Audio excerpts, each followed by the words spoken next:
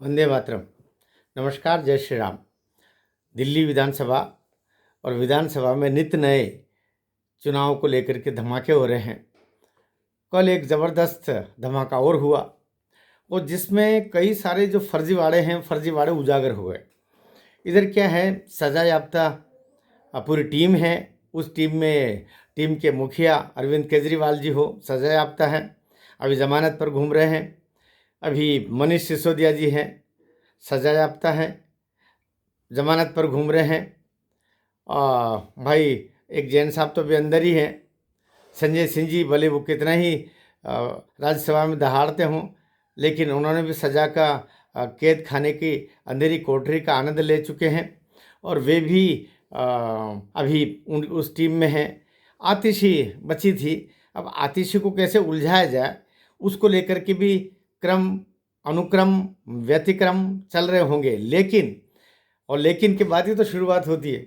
अभी धमाका ये हुआ कि कई राज्यों में जो नगद योजनाएं आरंभ की वहाँ की सरकारों ने, और इसमें बीजेपी सरकारें भी प्रमुखता से है ही। जैसे मध्य प्रदेश है, आपकी राजस्थान है, अब अभी महायुति की महाराष्ट्र में हो गई, और उससे पहले कर्नाटक ने भी वो कार्य शुरू किया, यद्यपि वहाँ वो असफल रहे हैं।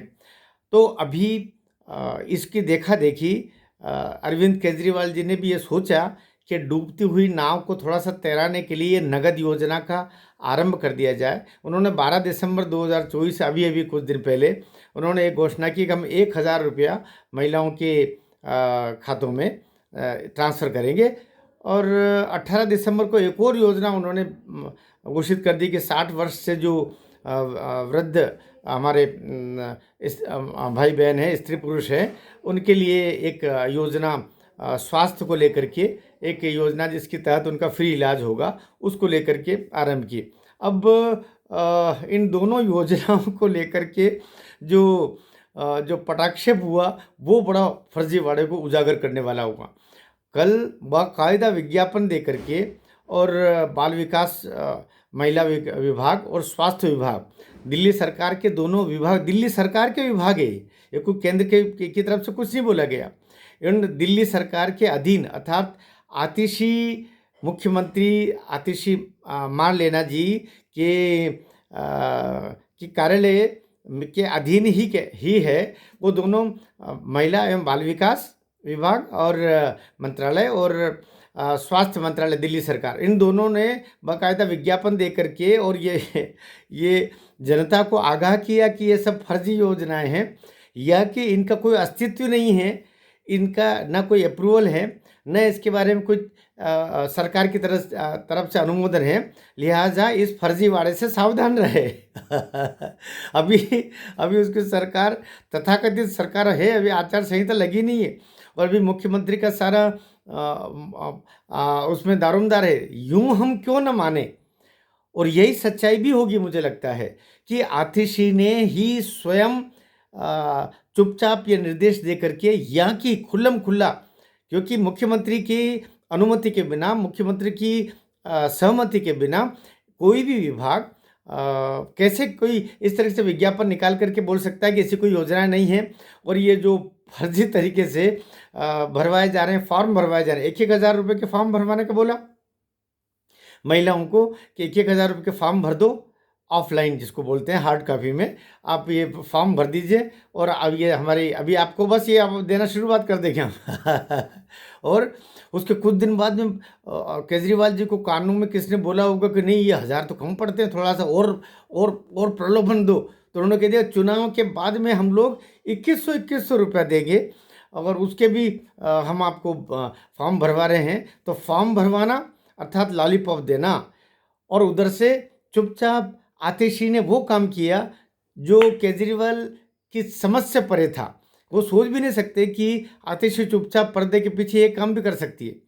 और आतिशी का ही ये कहना चाहिए कि आतिशी की, क्योंकि मुख्यमंत्री है, वो मुख्यमंत्री है, तो मुख्यमंत्री की जानकारी के बिना कोई भी और उनके अपने अपने मंत्री भी है, तो स्वास्थ्य मंत्री जो भी है वहाँ का दिल्ली सरकार का, इसी तरीके से महिला बाल विकास का जो मंत्री है धन मुख्यमंत्री है। इन तीनों की जानकारी में ही ये कार्य हुआ कि वहाँ से बाकायदा विभाग से विज्ञापन निकला इन दोनों विभाग से, और जिसमें सामान्य जनता को आगाह किया गया कि ये सब फर्जी है और इसमें आप ठगे नहीं जाएं, इसलिए ऐसी योजनाओं से दूर रहें। तो अपने आप में बहुत बड़ा फर्जीवाड़ा ये सामने आ गया है। और अभी आतिशी चुपचाप तालियां बजा रही है, हम कह सकते हैं। और अरविंद केजरीवाल, क्योंकि उनके जो वहाँ पर अनैतिकताएं हैं, भाई ये तो आप हम सबको और दुनिया को स्वीकार करना पड़ेगा। ऐसा ऐसा व्यक्ति जो जिसको न्यायालय ने जेल भेजा और वो जेल में चला गया था, मुख्यमंत्री के पद से उसने त्यागपत्र नहीं दिया। आज तक किसी भी मुख्यमंत्री ने किसी भी, यहाँ तक कि जितना इतिहास उठा के देख लीजिए, लालू यादव से लेकर के और चौटाला जी से लेकर के, और हम जितने को भी देखते हैं, या अभी हेमंत सोरेन जी को देख लें, किसी ने भी बेचारे ने ऐसा नहीं किया कि वो पुलिस उसको अरेस्ट करके लेके जाए और वो मुख्यमंत्री के रूप में जाए। उसने मुख्यमंत्री के पद को, मुख्यमंत्री की कुर्सी को कलंकित किया है। सही पूछा जाए तो केजरीवाल भाई ने उस कुर्सी को कलंकित किया है। तो वो जो अन्ना हजारे के टाइम पर जो चेहरा लेकर के अरविंद केजरीवाल आए थे, वो पूरी तरीके से कलंकित हो चुका है। पूरी तरीके से ये नैतिकता विहीन सरकार है। एक ऐसी सरकार जिसने मुफ्त बिजली का नारा दे करके, मुफ्त पानी का नारा दे करके, मुफ्त बस यात्रा का नारा दे करके, और नारा ही नहीं दिया, उनको फिर क्रियान्वित करने में कितने पैसे खा गए। साथ में मुफ्त दारू, क्योंकि दारू शराब इस तरीके से शराब की नदियाँ महान की, ताकि ये नई पीढ़ी जो आ रही है वो बर्बाद हो जाए। तो हर तरीके का जो षड्यंत्रिक कार्य है वो इस सरकार के द्वारा किया। और अभी जाते जाते कह सकते हैं कि जो इन्होंने और कारनामा करके दिखाया कि जनता की, निरी सामान्य जनता, गरीब जनता, भोली जनता दिल्ली की, उसको और मूर्ख बनाने के लिए इस तरीके से फर्जी तरीके से योजना बता करके और लालच दे करके उनको प्रयास किया है। वो तो धन्यवाद हो दिल्ली सरकार के अधीन ही जो दोनों मंत्री और मुख्यमंत्री आतिशी, जिनकी देख रेख में इस तरीके से विज्ञापन दे दिए गए, क्योंकि उनको पता है कि बाद में गर्दन उनकी ही पकड़ी जाएगी। तो अपनी खाल बचाने के लिए उन लोगों ने ये निकाल दिया चुपचाप, ताकि जनता को ये जानकारी रहे कि ऐसी कोई योजनाएं धरातल पर नहीं है, न ही कोई दिल्ली सरकार की ऐसी कोई योजना है। और दिल्ली से उस विज्ञापन में स्पष्ट किया बिल्कुल कि आप यदि इसमें आप करते हैं और आप ये फर्जी है पूरी तरीके से, और इसमें आपको फर्जीवाड़े से बचाने के लिए ही ये विज्ञापन दिया जा रहा है। तो अपने आप में मैं सोचता हूँ कि दिल्ली सरकार ने जो षड्यंत्र करना चाहा, जनता को ठगना चाहा, वो ठगने की कलई खुल गई है। और दिल्ली की जनता जो अभी त्राही त्राही कर रही है, उनकी रिश्वतखोरी, दलाली, उनके दारू को लेकर, शराब को लेकर के, और पीढ़ी बर्बाद करने का, और कनाडाई जो कुछ सिखों को लेकर के आई हैं, कनाडाई सिख, हमारे भारतीय सिख वे नहीं हैं, उनके माध्यम से कुछ पैसा का बहुत सारा गोलमाल मामले हो रहे हैं, पैसे बटने के कार्य भी सुनने में आ रहे हैं। और इधर से कुछ जिहादी तत्व है जो रोहिंग्या है, बांग्लादेशी हैं, जिनको वहाँ पर आधार बनवा करके, और बहुत सारे षड्यंत्र किए जा रहे हैं, कैसे भी करके जो तथाकथित वोट बैंक बनाया है उसके माध्यम से ये आ जाए। लेकिन दिल्ली की राष्ट्रभक्त जनता, दिल्ली के सनातनी वोटर्स, वे जानते हैं कि किसको लेकर के आना है। मैं सोचता हूँ अभी निरक्षीर तरीके से जब वो सोचेंगे तो समझ में आ जाएगा कौन पापी है जो लोकतंत्र को भी और हमारे देश की लोकतांत्रिक परंपराओं को भी लांछित कर रहा है, और उसके साथ खेल कर रहा है।